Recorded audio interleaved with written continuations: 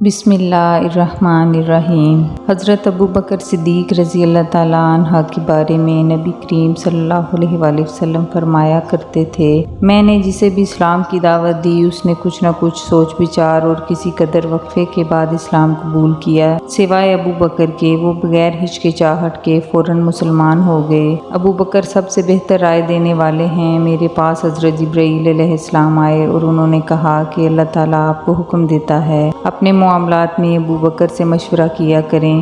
نبی کریم صلی اللہ علیہ وآلہ وسلم کے لیے حضرت ابو بکر صدیق رضی اللہ تعالیٰ عنہ وزیر کے درجے پر تھے۔ آپ صلی اللہ علیہ وآلہ وسلم ہر معاملے میں ان سے مشورہ لیا کرتے تھے۔ ایک حدیث میں آتا ہے، نبی کریم صلی اللہ علیہ وآلہ وسلم فرماتے ہیں، اللہ تعالیٰ نے میری مدد کے لیے 4 وزیر مقرر فرمائے ہیں، ان میں سے 2 آسمان والوں میں سے ہیں، یعنی حضرت جبرائیل علیہ السلام اور حضرت میکائیل علیہ السلام، اور 2 زمین والوں میں سے، ایک حضرت ابو بکر صدیق رضی اللہ تعالیٰ عنہ اور دوسرے حضرت عمر فاروق رضی اللہ تعالیٰ عنہ۔ اسلام لانے سے پہلے حضرت ابو بکر صدیق رضی اللہ تعالیٰ عنہ نے ایک خواب دیکھا تھا۔ خواب میں آپ رضی اللہ تعالیٰ عنہ نے دیکھا کہ چاند مکہ میں اتر آیا اور اس کا ایک ایک حصہ مکہ کے ہر گھر میں داخل ہو گیا ہے، اور پھر سارے کا سارا ابو بکر صدیق رضی اللہ تعالیٰ عنہ کی گود میں آ گیا ہے۔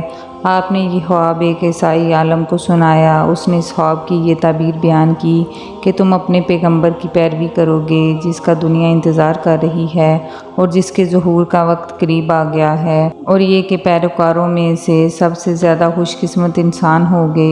ایک روایت کے مطابق عالم نے کہا تھا، اگر تم اپنا خواب بیان کرنے میں سچے ہو تو بہت جلد تمہارے گاؤں میں سے ایک نبی ظاہر ہوں گے، تم اس نبی کی زندگی میں اس کے وزیر بنو گے اور ان کی وفات کے بعد ان کے خلیفہ ہوگے۔ کچھ عرصے کے بعد حضرت ابو بکر صدیق رضی اللہ تعالیٰ عنہ کو یمن جانے کا اتفاق ہوا تھا۔ یمن میں ایک بوڑھے عالم کے گھر ٹھہرے، اس نے آسمانی کتابیں پڑھ رکھی تھیں۔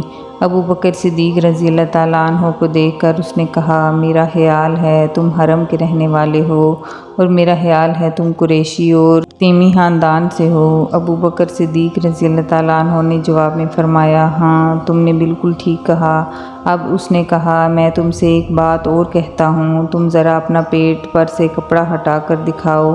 حضرت ابو بکر صدیق رضی اللہ تعالیٰ عنہ اس کی بات سن کر حیران ہوئے اور بولے، ایسا میں اس وقت تک نہیں کروں گا جب تک کہ تم اس کی وجہ نہیں بتاؤ گے۔